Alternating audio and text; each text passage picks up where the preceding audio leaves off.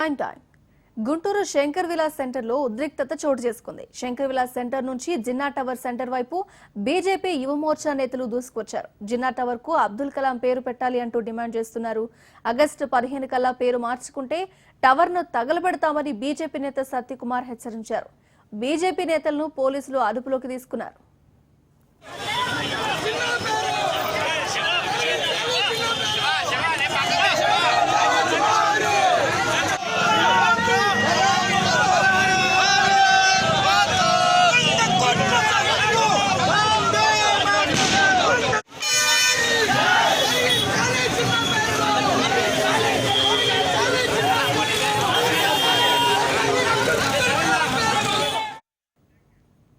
Davos లో జరుగుతున్న world economic forum రెండవ రోజు సదస్సులో తెలంగాణకు భారీ పెట్టుబడి దక్కింది.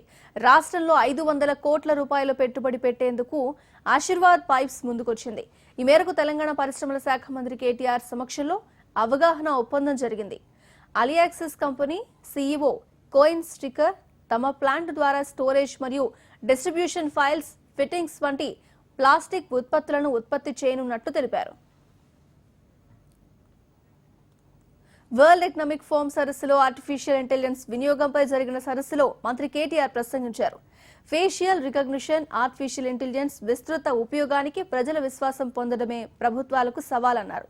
Machine learning, blockchain, data sciences, AI వంటి సాంకేతిక పరిజ్ఞానాలు రెండు వైపులా పదునైన కత్తి లాంటివని, డేటా భద్రత, వినియోగంలో నిష్పక్షపాతంగా వ్యవహరించడంతో పాటు ప్రజల అనుమతి లేకుండా ఈ టెక్నాలజీని ఉపయోగించబోమన్న భరోసా ప్రజలకు కల్పించాలన్నారు. ఈ చర్చాగోష్ఠిలో పలు దేశాల టెక్ నిపుణులు పాల్గొన్నారు. ట్రాన్సిషన్ టు డీకార్బనైజ్డ్ ఎకనామీపై దావోస్ లో జరిగిన సదస్సులో ముఖ్యమంత్రి కీలక ప్రసంగం చేశారు.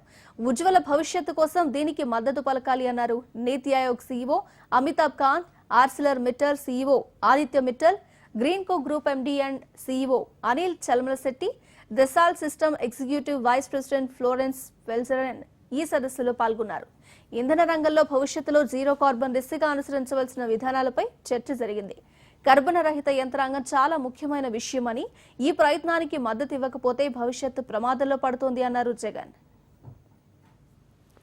To share this dais on this platform of transition into decarbonized economy. I'll just make the opening remarks and then I'll have the rest of them take lead and speak on this subject. The most important part in this particular subject is today getting into this decarbonized mechanism is the need of the hour. If we do not support this endeavor, God knows in future what will happen. In fact, the ESG compliance, the environmental, the social and the governance, the ESG compliance today also speaks of this. It is becoming more and more imperative. More and more our responsibility, more and more of our responsibility to achieve this goal. And this రాష్ట్రంలో మిర్చి పంటలకు, ఉద్యానవన పంటలకు నల్లతామర తెగులు తగిలిందని, దీనికి మార్కెట్లో ఉన్న ఏ మందులు పనిచేయవని కేంద్ర వ్యవసాయ శాఖ మంత్రి నరేంద్ర సింగ్ తోమర్ని కలిసి వివరించారు రాష్ట్ర మంత్రి నిరంజన్ రెడ్డి. త్వరితగతిన ఈ తెగులుకు మందు కనిపెట్టవలసిందిగా తోమర్ని కోరారు. అలాగే తెలంగాణలో ఆయిల్ పామ్ సంస్థను ఏర్పాటు చేయాలి అన్నారు. ఇందుకోసం 150 ఎకరాల ల్యాండ్ కూడా చూసి పెట్టామని కేంద్ర మంత్రికి వివరించారు. ముఖ్యమంత్రి కేసీఆర్ కు ఇతర రాష్ట్ర రైతుల మీద ఉన్న ప్రేమ సొంత రాష్ట్ర రైతుల మీద లేదన్నారు. కాంగ్రెస్ వర్కింగ్ ప్రెసిడెంట్ జగ్గారెడ్డి వ్యాఖ్యలు చేశారు. ఇక్కడ రైతుల్ని వదిలేసి పంజాబ్ కు, హర్యానాకు పోవడం రాజకీయం కోసమే అన్నారు. రైతులు చనిపోతే వర్తించే స్కీమ్లు బతికుంటే ఎందుకు లేవు అన్నారు. చనిపోతే 5 లక్షల బీమా అంటున్నారు, మరి రైతు బ్రతకడానికి ఎందుకు లేదు అంటూ ప్రశ్నించారు.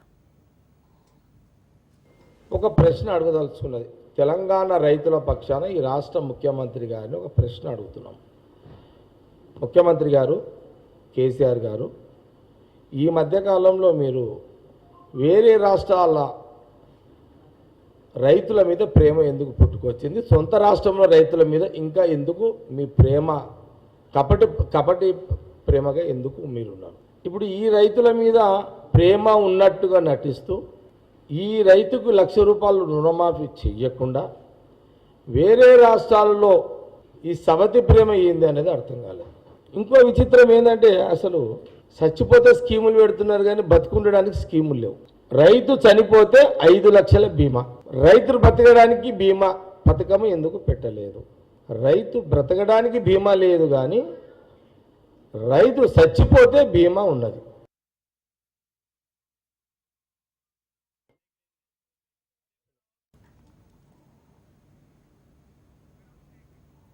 ఎల్లుండి మోదీ హైదరాబాద్ వస్తున్న సందర్భంగా ట్రాఫిక్ ఆంక్షలు విధించారు. గురువారం ఐఎస్బీ గ్రాడ్యుయేషన్ సెరమనీలో మోదీ పాల్గొంటారు. ఇందుకోసం 26వ తేదీన మధ్యాహ్నం 1 గంట నుంచి సాయంత్రం 5 గంటల వరకు ట్రాఫిక్ ఆంక్షలు అమల్లో ఉంటాయి. Gachibowli stadium, triple IT junction నుంచి Wipro junction, triple IT junction నుంచి గచ్చిబౌలి మధ్యలో ఉన్న ఆఫీసుల్లో పనిచేసేవారు వర్క్ ఫ్రం హోం లేదా టైమింగ్స్ మార్చుకోవాలని పోలీసులు సూచిస్తున్నారు. గచ్చిబౌలి జంక్షన్ నుంచి లింగంపల్లి వెళ్లేవారు గచ్చిబౌలి జంక్షన్ దగ్గర రైట్ టర్న్ తీసుకుని botanical garden, Kondapur area hospital, Majeed Banda, HCU depot ద్వారా లింగంపల్లికి వెళ్లాలని సూచిస్తున్నారు. ఇక లింగంపల్లి నుంచి గచ్చిబౌలి వచ్చేవారు హెచ్సియు డిపో దగ్గర లెఫ్ట్ తీసుకుని Majeed Banda, Kondapur area hospital, botanical garden నుంచి గచ్చిబౌలి జంక్షన్ కు చేరుకోవాల్సి ఉంటుంది.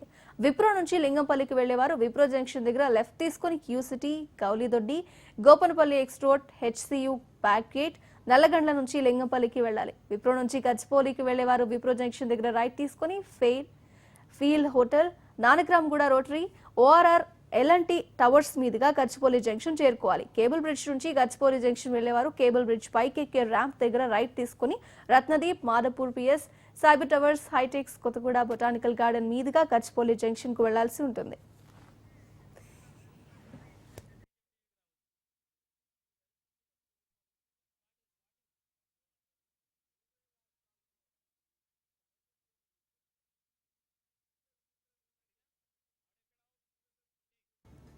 టోక్యోలో జరిగిన క్వాడ్ సమావేశాలు 4 దేశాల మధ్య బంధం బలోపేతమయ్యే దిశగా సాగాయి. ఇండియా, అమెరికా, జపాన్, ఆస్ట్రేలియా దేశాలు ఆసియా పసిఫిక్ దేశాల మధ్య సహృద్భావ వాతావరణం ఏర్పాటు చేసుకునే దిశగా ఈ సమావేశం ఎంతో ఉపకరించింది అంటున్నారు పరిశీలకులు.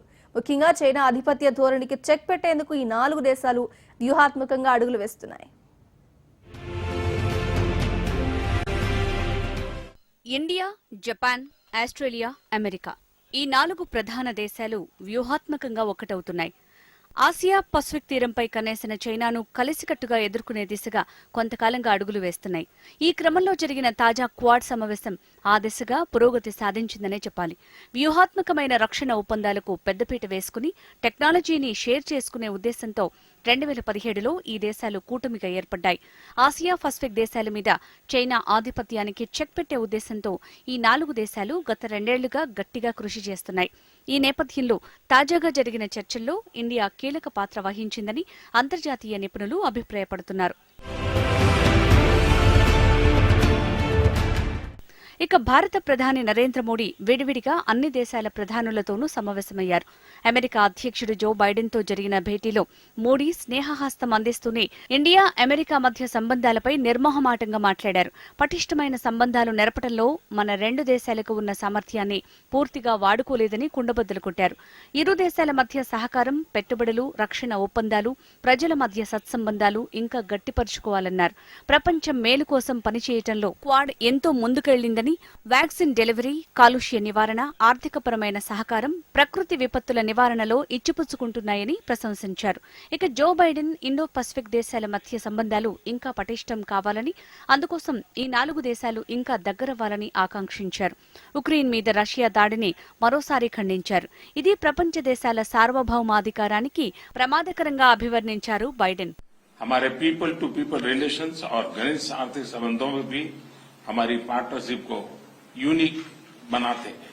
हमारे बीच ट्रेड और निवेश में भी निरंतर विस्तार होता जा रहा है. यद्यपि ये हमारे पोटेंशियल से अभी बहुत कम है. मुझे विश्वास है कि हमारे बीच India USA investment incentive agreement से निवेश की दिशा में कॉन्क्रीट प्रगति देखने को मिलेगी. हम टेक्नोलॉजी के क्षेत्र में अपना द्विपक्षीय सहयोग बढ़ा रहे हैं और वैश्विक मुद्दों पर भी आपसी समन्वय सुदृढ़ कर रहे हैं. हम दोनों ही देश के इंडो पैसिफिक क्षेत्र के बारे में भी समान नजरिया रखते हैं और न सिर्फ द्विपक्षीय स्तर पर बल्कि अन्य लाइक माइंडेड देशों के साथ अपने साझा मूल्यों और साझा हितों को सुरक्षित रखने के लिए काम कर रहे हैं। क्वाड और कल घोषित IPEF इसके सक्रिय उदाहरण हैं। आज हमारी चर्चा से इस पॉजिटिव मोमेंटम को और गति मिलेगी। मुझे विश्वास है कि भारत और अमेरिका की मित्रता, वैश्विक शांति और स्थिरता, प्लेनेट की सस्टेनेबिलिटी और मानव जाति के कल्याण के लिए एक फोर्स फॉर गुड बनी रहेगी। I'm pleased that we've reached agreement for the U.S. Development Finance Corporation to continue its important work in India, supporting vaccine production, clean energy initiatives, and I'm also glad we're renewing the Indo-U.S. Vaccine Action Program. We also discussed the ongoing effects of Russia's brutal and unjustified invasion of Ukraine. Quad దేశాల కూటమిలో చేరేందుకు మరిన్ని దేశాలు కూడా ఉత్సాహం చూపుతున్నాయి. దక్షిణ కొరియాను కలుపుకుని ఈ పాటికి క్వాడ్ ప్లస్ పేరుతో చర్చలు జరపడం విశేషం. న్యూజిలాండ్, వియత్నాం వంటి దేశాలు కూడా తమకు క్వాడ్ సభ్యత్వం ఇవ్వాలని అడుగుతున్నాయి.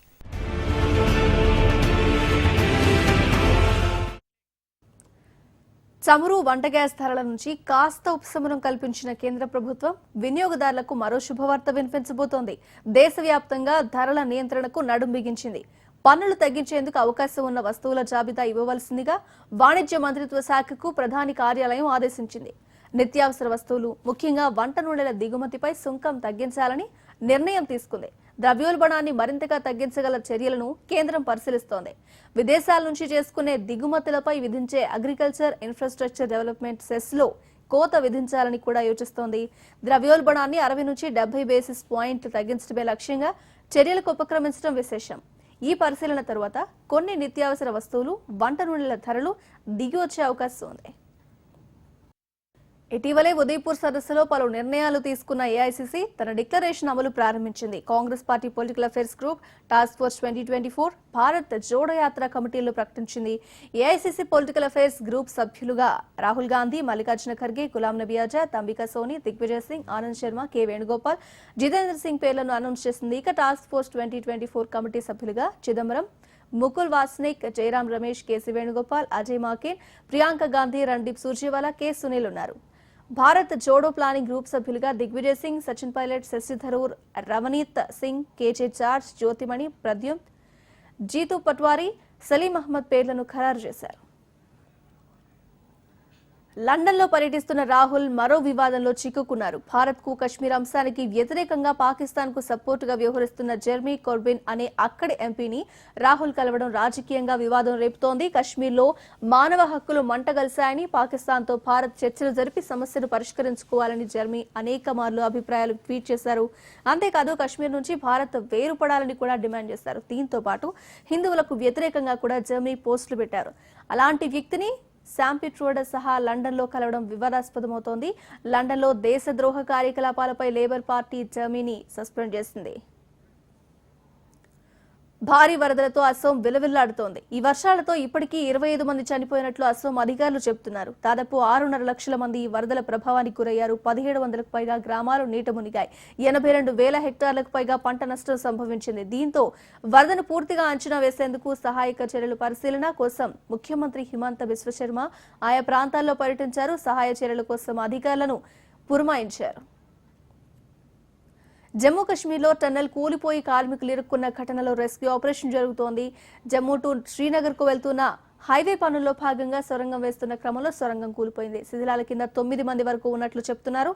సమాచారాన్ని అందుకున్న వెంటనే ఎన్డీఆర్ఎఫ్ సిబ్బంది, ఎస్టీఆర్ఎఫ్ సిబ్బంది హుటాహుటిన చేరుకుని సహాయ చర్యలు నిర్వహిస్తున్నారు. ఉదయం వరకు 3 వెలికితీశామని, మరో 6-7 మంది అక్కడే చిక్కుకొని ఉంటారని అనుమానిస్తున్నారు. ఉత్తరాదిన భారీ వర్షాలు, మంచు కారణంగా కేదార్నాథ్ యాత్రకు తాత్కాలికంగా బ్రేకులు వేశారు. కేదారేశ్వరుడి వద్దకు వెళ్లే క్రమంలో ఈ వర్షం, మంచు కారణంగా ప్రయాణానికి ఆటంకాలు ఎదురవుతున్నాయి. రోడ్లు పాడైపోవడం, మట్టి కొండ చర్యలోకి నీళ్లు దిగిపోవడం, నానిపోవడంతో ముందస్తుగా అధికారులు ఈ చర్యలు తీసుకున్నారు. దీంతో రుద్రప్రయాగ్ వద్ద ప్రయాణికులను ఆపివేశారు. స్టాక్ అప్డేట్ చూద్దాం. భారత స్టాక్ మార్కెట్లు వరుసగా రెండో రోజు నష్టాలు చవిచూశాయి. ఐటీ, ఫార్మా, కన్స్యూమర్ గూడ్స్ స్టాక్లు ఈ రోజు మార్కెట్లను నష్టాల బాట పట్టించాయి. అంతర్జాతీయంగా ఎలాంటి సానుకూలతలు లేకపోవడం మార్కెట్లపై నెగిటివ్ ప్రభావం చూపింది. ట్రేడింగ్ ముగిసే సమయానికి సెన్సెక్స్ 236 పాయింట్లు నష్టపోయి 54,052కు పడిపోయింది. ఇక నిఫ్టీ 89 పాయింట్లు కోల్పోయి 16,125 వద్ద స్థిరపడింది. ఇవి వాళ్ళ prime updates. Keep watching HM TV. వార్త ఆగదు,